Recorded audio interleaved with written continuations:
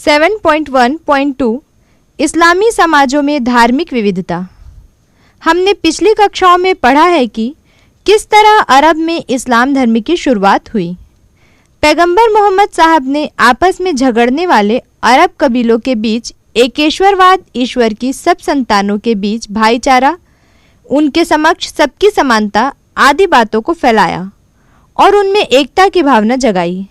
साथ साथ उन्होंने मूर्तियों व प्रतीकों की आराधना, कर्मकांड और पुजारियों का सख्त विरोध किया और सरल तरीके से सामूहिक प्रार्थना के द्वारा ईश्वर तक पहुंचने की बात कही।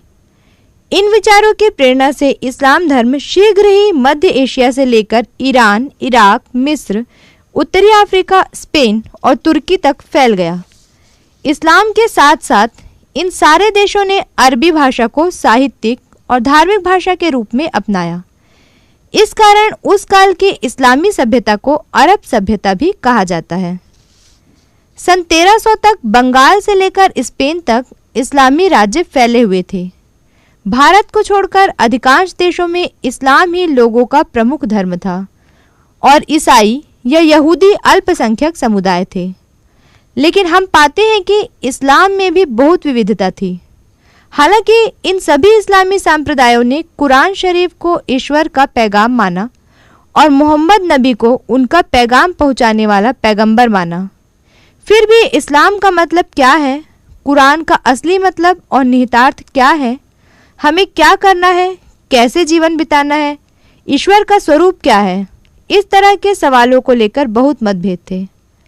एक बुनियादी मतभेद तो शिया और सुन्नी मुसलमानों में बना, पैगंबर के बाद क्या दैवी सत्ता उनके परिवार के उत्तराधिकारियों में भी है। शिया मानते थे कि पैगंबर उनके वंशजों को मुसलमानों के इमाम या रहनुमा माना जाना चाहिए, लेकिन यह सुन्नियों को स्वीकार नहीं था और वे किसी परिवार या व्यक्ति को विशेष दर्जा देने के पक्ष में नहीं थे। बाद में शिया और सुन्नी दोनों के अंदर कई विभेद होते चले गए। चलकर और गहरे मतभेद उभरे, खासकर उन लोगों के कारण जिन्होंने यूनानी दर्शन का अध्ययन किया था। इन्हें मोत्ज़ला सांप्रदाय कहते हैं। इनके अनुसार मनुष्य कर्म करने के लिए स्वतंत्र है, यानी उसका काम पूरी तरह ईश्वर की इच्छा अनुसार नहीं होता है। अगर उसे यह स्वतंत्रता नहीं होती तो उसे उसके काम के लिए पुरस्कार या दंड नहीं दिया जा सकता है। एक और विचार था कि ईश्वर सर्वशक्तिमान नहीं हो सकता है क्योंकि वह गलत काम या अन्याय नहीं कर सकता है। उनका यह भी मानना था कि दैवी चमत्कार या अप्राकृतिक घटनाएं संभव है क्योंकि हर एक पदार्थ के अपने गुण होते हैं जो कभी बदल नहीं सकते। उनका यह भी कहना था कि कुरान शरीफ का महत्व ईश्वर के समान नहीं हो सकता है क्योंकि वह ईश्वर का बनाया हुआ है, यानी ईश्वर की बाकी सृष्टि की तरह उसकी भी स्वतंत्र व्याख्या की जा सकती है।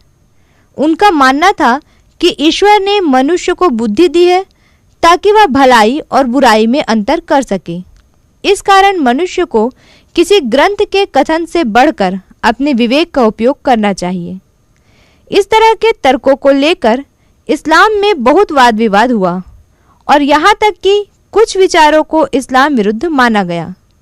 मुतज़ला संप्रदाय के खिलाफ करामी संप्रदाय का उदय हुआ और अशअरी संप्रदाय ने दोनों के बीच सामंजस्य स्थापित करने का प्रयास किया।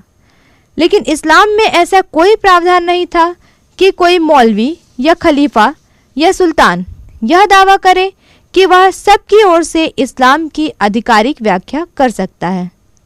विभिन्न लोग केवल अपने विचार रख सकते थे और दूसरों से आग्रह कर सकते थे कि उसे ही सच्चा इस्लाम माने, लेकिन उनके विचार माने ही जाए ऐसा जरूरी नहीं था। इस्लाम की व्याख्या के विकास में यूनानी दार्शनिक और वैज्ञानिक साहित्य और आध्यात्मवादी सूफी संतों का यह प्रभाव महत्वपूर्ण रहा। जिन विद्वानों ने यूनानी ग्रंथों का अध्ययन किया वे तार्किक सोच, वैज्ञानिक अन्वेषण आदि पर जोर देते थे और संकीर्ण धार्मिक सोच से हटना चाहते थे। उनके प्रयास से मानव शरीर शास्त्र, चिकित्सा शास्त्र, गणित, खगोल शास्त्र तथा कमियागिरी, रसायनों का अध्ययन जिसमें लोग लोहे या अन्य धातुओं को सोना बनाने की विधि खोजते और प्रयोग करते थे, को बहुत बढ़ावा मिला। उन्होंने यूनानी ग्रंथों के अलावा चीन और भारत के वैज्ञानिक और गणितीय साहित्य का भी अध्ययन किया और अनुवाद किया। इनमें प्रमुख थे अल-बरूनी, जिन्होंने लगभग 1000 साल पहले भारत में कई वर्ष बिताकर यहाँ के ग्रंथों को पढ़ा और अरबी में अनुवाद किया। एक और व्यक्ति थे इब्न सीना, जन्म सन 980, मृत्यु सन 1037, जो उस काल के प्रमुख वैद्य और दार्शनिक थे। चिकित्सा और दर्शन के बारे में उनकी पुस्तकों का यूरोपीय भाषा में अनुवाद हुआ और आधुनिक काल की शुरुआत तक इसे चिकित्सकों को पढ़ाया जाता रहा। यूरोपीय चिंतन पर प्रभाव छोड़ने वाले इस्लामी दार्शनिकों में ईरान के गणितज्ञ अल-ख्वारिज़मी, जन्म 780, मृत्यु सन 850, तथा स्पेन के अल-रुश्द, जन्म 1126, मृत्यु सन 1198 के नाम अग्रणी हैं। अल-रुश्द प्रसिद्ध चिकित्सक थे। उन्होंने अरस्तु, एरिस्टोटल व अफलातून, प्लेटो की पुस्तकों पर टीका भी लिखी। इसके अलावा उन्होंने यह सिद्ध करने का प्रयास किया कि मनुष्य को अपने आसपास की दुनिया का अध्ययन करना चाहिए और यह धर्म विरोधी नहीं है। उनका मानना था कि दर्शन, तार्किक सोच और विज्ञान की मदद से हम ईश्वर को भी समझ सकते हैं।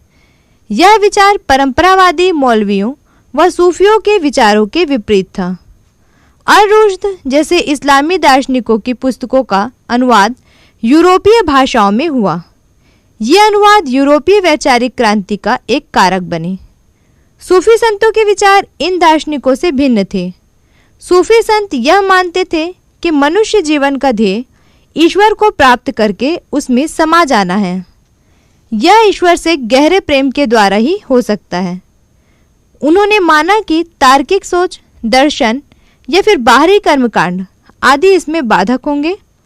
उनका मानना था कि मनुष्य विशेष साधनाओं जैसे ध्यान, जाप आदि से चरण दर चरण ईश्वर तक पहुंच सकता है। कुछ सूफी तो यहाँ तक मानते थे कि मनुष्य और ईश्वर में कोई दूरी या अंतर नहीं हो सकता है। कई सूफियों ने बौद्ध और योग के ग्रंथों को फारसी में अनुवाद किया और उनका गहन अध्ययन किया। इस तरह के दार्शनिकों और सूफियों के विचारों से परंपरावादी मुसलमान असहमत थे। उन्होंने उनका पुरजोर विरोध किया और उन्हें यातनाएं भी दी, लेकिन इन विचारों को मिटाया नहीं जा सका और वे विकसित होते गए। महिलाओं पर अल-रुश्द के विचार।